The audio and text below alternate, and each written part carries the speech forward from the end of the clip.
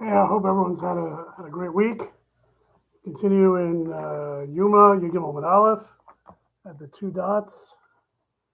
We are 5 lines from the top. Last time we talked about how, in preparation for Yom Kippur, the Kohen Gadol was sequestered and an alternate Kohen Gadol was prepared in case the first Kohen Gadol was unable to serve at the last minute.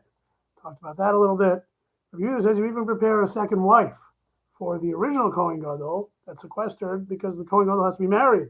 Something happens to his wife, he needs to be married. Seems that, talk about Ava. Last week we talked about there could be enmity between Kohen Gadol and Kohen Gadol. Imagine if the Kohen Gadol's wife, she should live and be well, finds out that there was an alternate. And how did the Kohen Gadol feel about the alternate wife? And how does the wife feel about how the Kohen Gadol felt about the alternate? So let's see what's going on here.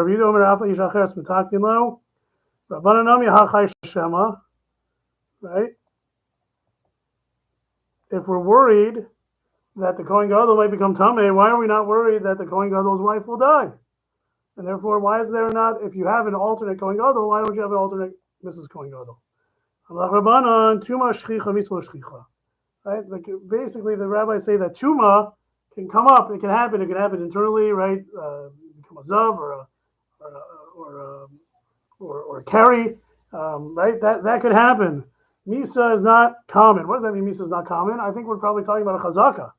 Right? If you're alive, we assume you're going to be alive. Baruch Hashem and Yirtzeh Hashem. If you're alive today, you're going to continue to be alive unless something happens that ruins that. Tuma, you never know when that could happen. Amrulo im kain ein l'dover sof. Right?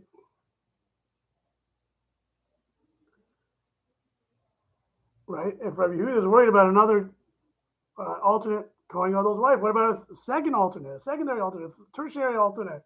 Ein l'dover sof. So Shapir Kamri Leila Rabbi Yehuda. That's a good answer, right? We should have to be worried about two substitute wives forever and ever and ever. There's so many possibilities, right? An actuary can come and tell us all the risk. You get out of bed, it's risky. How far down do we have to worry about these things? So it's kind of difficult to understand Rabbi Yehuda. Rabbi Yehuda will say no. No, there's an end point to what we're worried about. One wife dying, we're worried about. So you have an alternate wife available. Two women dying against the chazaka of their living is not something we have to worry about. Right? Once you go down that rabbit hole of maybe the woman who's alive now and seems fine is going to die, then there's no end to how many times you have to worry about it. Okay, just a different approach. Right? A different approach to how much risk we have to worry about, how many contingencies we have to plan for. Rabbanan Nemru Inu Lenafshayu. Right? Then if by Misa we're not worried, so you don't prepare a second wife. But Tuma you are worried, so you should prepare an alternate to the alternate when it comes to Tuma. Rabbanan Kohen Gadol Zarizu. Right? Kohen Gadol tries his best to remain tahor, right? And even if one Kohen Gadol becomes tamei, there's no way that as a Kohen Gadol they're going to try their best to avoid it. So making contingency for one Kohen Gadol becoming tamei is reasonable. More than that is not. Izari is who lo mitagin Kohen achar. But the flip side, if he's careful not to become tamei, then why do you have to prepare any alternates? So Gemara says, "Kevan davdina leitzara kol shekain to mizdaris tfei." Right? It's part of our plan. We're very smart to ensure that he's even extra zari, he's extra careful not to become tamei. We tell him, we know you're not going to become tamei, but just in case, we have an alternate for you. So he says, you have an alternate for me, right? You try even harder to make sure that he doesn't become tamei. It's all part of the plan. We set up an alternate so that we don't have to use the contingency, so that he is extra zari and make sure that he doesn't come to become tamei. Misagile betakanta. Right? According to Rabbi Yehuda, does it help just to have another woman ready? Right? Beisom or Achmana, the Torah talks about his household. Achlav Beisohi. You're not yet married, so how does it help to have an alternate if you're not married yet? So the Mekadishla, no, he actually has Kedushin before Yom Kippur. Wow. That's okay. Anyway.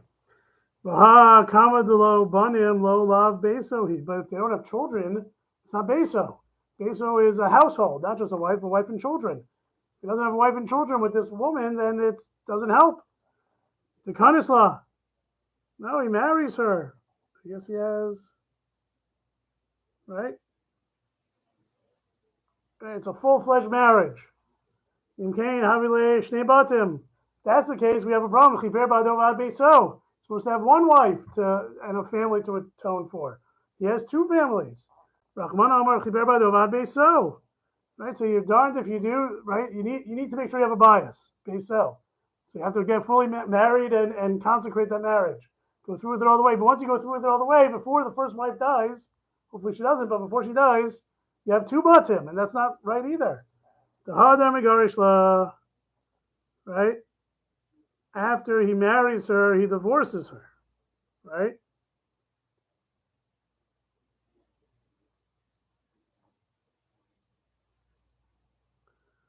Right? So what exactly does that mean? He divorces her, then it doesn't help. Then there's only one, and that one might die. So lo tzricha megarishla al tnai. He divorces her conditionally. Damarla harzekitech almanas shetamusi. This is your get if you die before the end of Yom Kippur. So that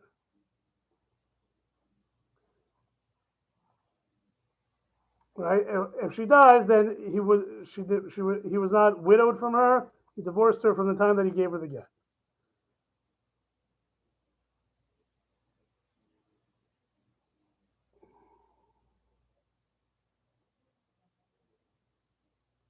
So either way, he only has one wife by the end of Yom Kippur.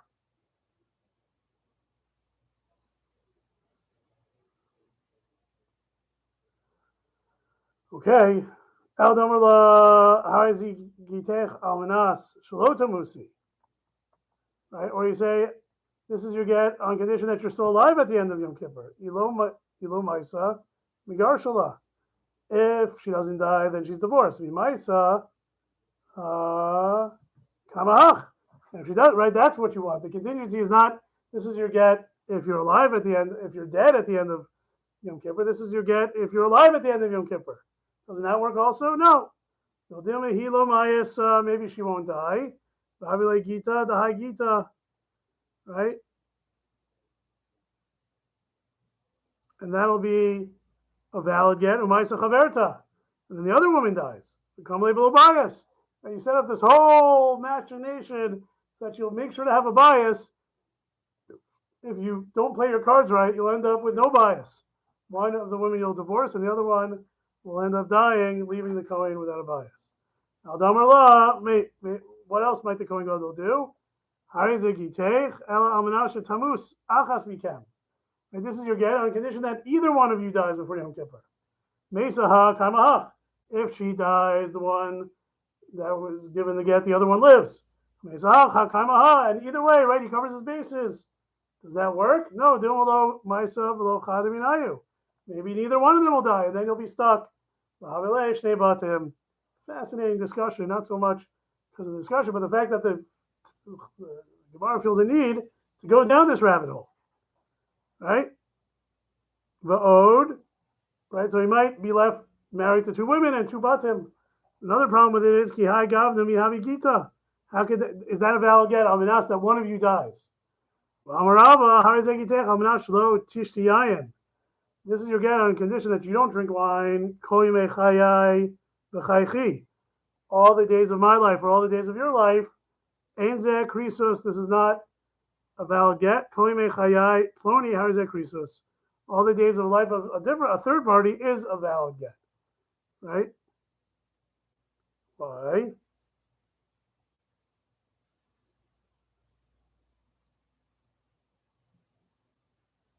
Right? Because you can't have a condition based on the woman herself's death, because then the get comes about through her death, and then you don't need a get.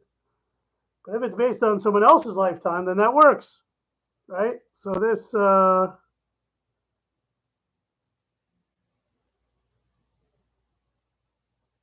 right, so it should not be valid. Right? That's not good. Almanas, that one of you dies. That doesn't work. Al Damar La, he says to her, the Kohen Gadol says, Harzekitech, Almanas Shlo Tamus Chavertech. This is your get on condition that the other woman does not die. Ilo Ma'isa Chavertech Megarsha. If the other woman doesn't die, then she's divorced. And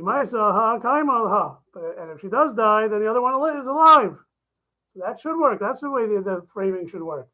Cover your bases and make sure you only have one bias, right? That's the purpose of all this stuff. What if the other woman who is not given a get, right, dies in the middle of the service? You give them a base. And it will then be shown retroactively that the get was not a get, right? The get was not a get because it was contingent on the woman not dying, and then she went and died. Go ahead and figure. People are always dying at the most inconvenient of times. Certainly, this is the case here. The morning Gimel on Beis.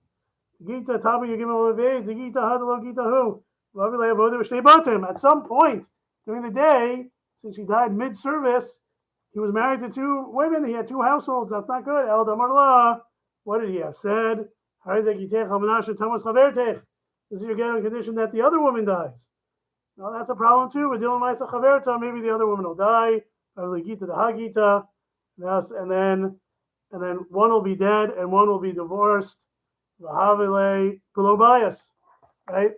The Gemara has yet to figure out a way in which you cover all your bases, and that you cover all your bases, so you have a backup wife that's fully considered to be a wife, and yet during the service, during the avoda, there's only one bias. You tried really hard. I've yet to figure that out completely. So the Gemara continues. Allah, what might it work? 4 lines from the top, middle of the line. 5 lines from the top. Al de Megar Shlu Lecharvayu. Divorces both wives. One of them he says, one gets a get, I gives it to A and says, this is your get on condition that B doesn't die. And to B, he says to her, and the other one he says, this is your get on condition that you do not go to shul on Yom Kippur. What's the point of that?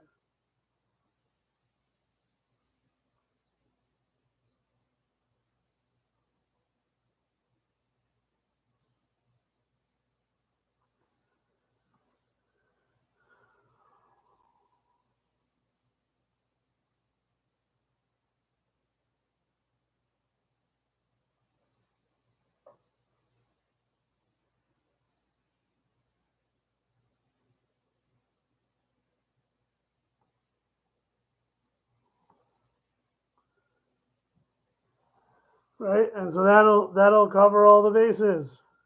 But what if one of them doesn't die? The other one doesn't go to the shul.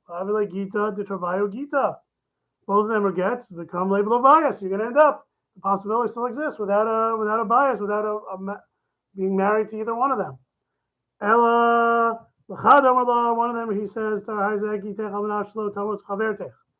this is your get on condition that the other woman doesn't die. And the other one says, right? On condition that I go, right? It's not based on someone else. It's completely within his power to decide to go. Right? If one dies, the other one remains. If the other one dies, then the other one remains. Right? And he's the one, it's up to him whether he fulfills the condition to bring about the get by going into, right? So one's based on the woman dying, and the other one's based on if the other woman doesn't die, he could go to the shul and affect the get of the other one, thereby ensuring that he's married to only one.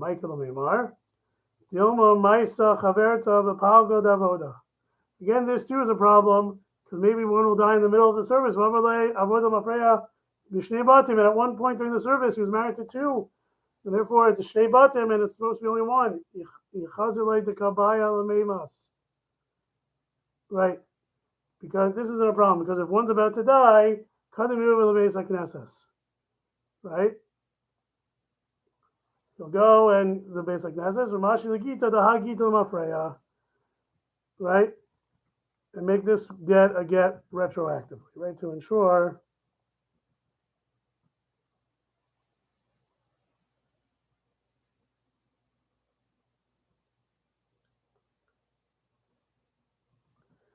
so that's the way you cover all your bases. Interesting. Again, the whole purpose of this was that the Gemara is adamant that he has to be married, but he can only be married to one woman. You have to prepare for all these contingencies. So the Gemara continues. Maskil Arvasi, second to last thin line.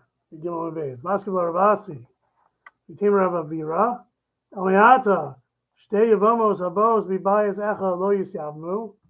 Two Yevamos come from one house.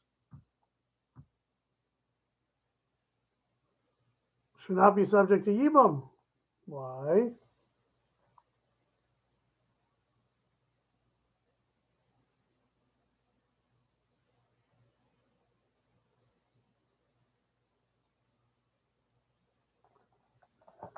Right, it's only one wife.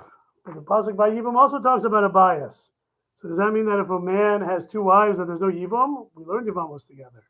Of course there's Yibam, even if a wife there's two Yibam, right? There is Yibam even if the man was married to two wives.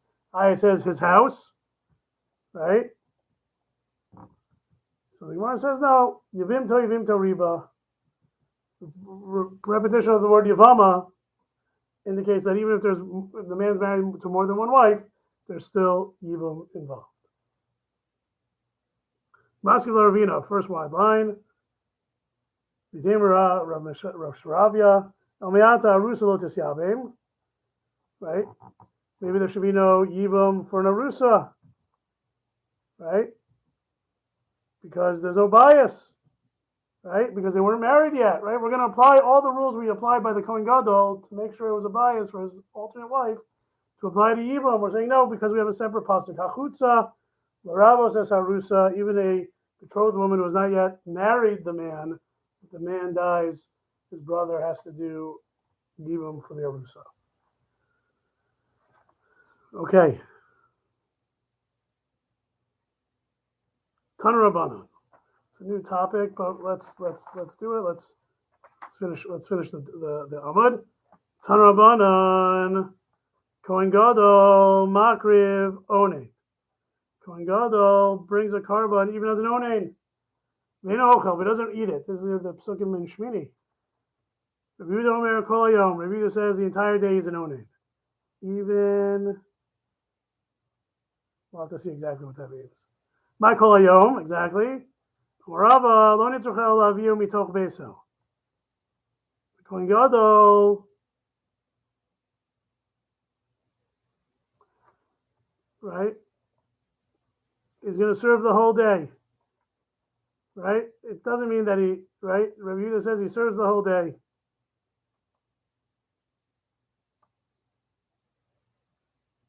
It's kind of like l'chatchila or b'diavad.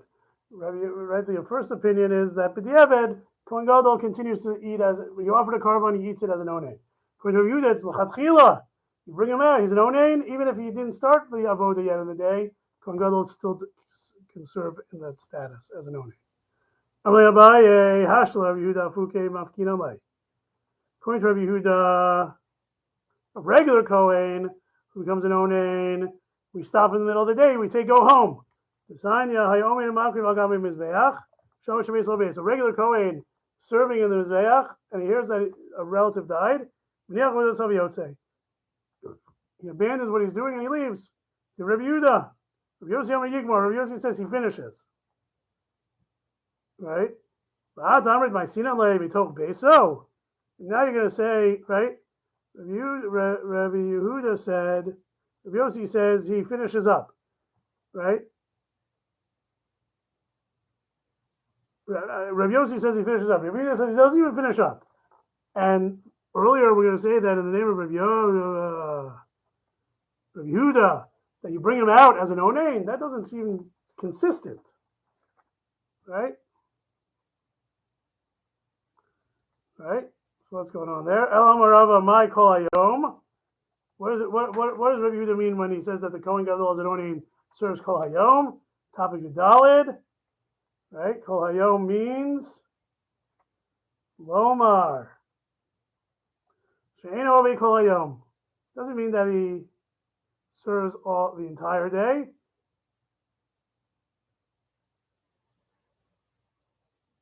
Zera Shem Yochel. In other words, he could Minat Torah he could serve all day, but even in Rabbi Yehuda he does not serve all day, lest he accidentally eat a korban that he's involved in offering. That's what Rabbi Yehuda means.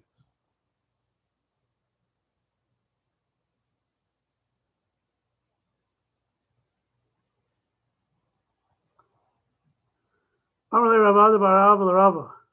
Because Rabbi Yehuda Shema Yochal, is Rabbi Yehuda really worried that he might eat and therefore he doesn't serve all day? Well, Tanan, Rabbi Yehuda Omer, Af Ish Acher Matkinim Lo. We designate as an alternate wife for the Kohen Gadol, Shema Tamas Ishto, right? Lest his wife die, and he needs an alternate. We went through that earlier. V'yimaisi Ishto Avid Avoda. If his wife dies, he's going to still do the avoda. Lo Gaz Rabbi Yehuda Shema Yochal. He's going to be an onain. And if when his wife dies, he's an onain. So what's going on? We don't say that Rabbi Yehuda says that the Kohen Gadol doesn't do the service. If his wife dies, we have a designate wife, and he continues with the service, even though he's an onain. The gezerah that Rabbi Yehuda said not to serve all day lest you eat the korban doesn't apply. Amalei Hachiyashta. So we answer. Rabbi says to Ravada, what's the similarity? Hasam, case of the Mishnah came with Yom Kippurimu, the Kuliyama lo koachli. No one's eating. Come on, right? It's Yom Kippur. No one's eating anything. Hu nami lo asim leichal. So he's not going to eat. We're not worried. There's no gezerah there. Ha ha. But in the case of the bride, so where the Kohen Gadol becomes an ordinary day, he offers the korban. Normally he would eat. Kuliyama achli. Everyone else is eating. Hu nami asim leichal. Right? So this is just clear. I mean, I never thought of it. I just assumed, right? But there's a discussion that could be had, that could be thought, maybe in the Beis HaMikdash, just like you violate other general prohibitions, right? Like slaughtering animals in the Beis HaMikdash, etc. So maybe you ate from the karbanos in the Beis HaMikdash on Yom Kippur. So we don't do that. I never thought it was a havamina, but maybe it is a havamina. We say, no, you don't do that. Therefore, the Kohen Gadol, who's an onain, who just lost his wife, will serve in the Beis HaMikdash. Rabbi Yehuda is not worried about the gzera lest he comes and eat, because no one's eating anything on Yom Kippur. The Kohen Gadol, the Kohanim are not eating the korbanos on Yom Kippur.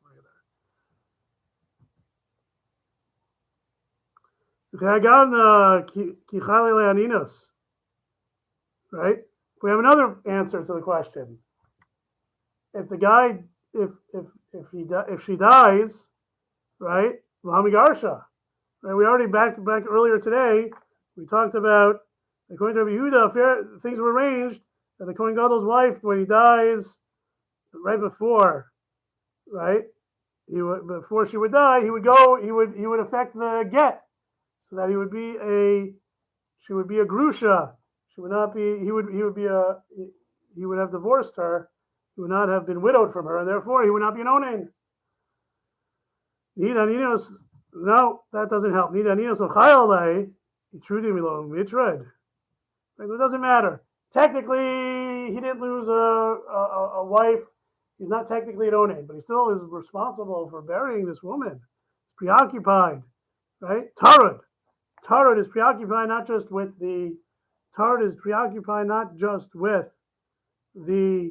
arrangements necessary for burial, but also with the loss, the shock that comes along with the loss. Even if he's technically divorced moments before her death, we assume that would be a problem, and therefore does not, he becomes an onain and doesn't take from the, and therefore steps aside from service in the Beis HaMikdash from that status.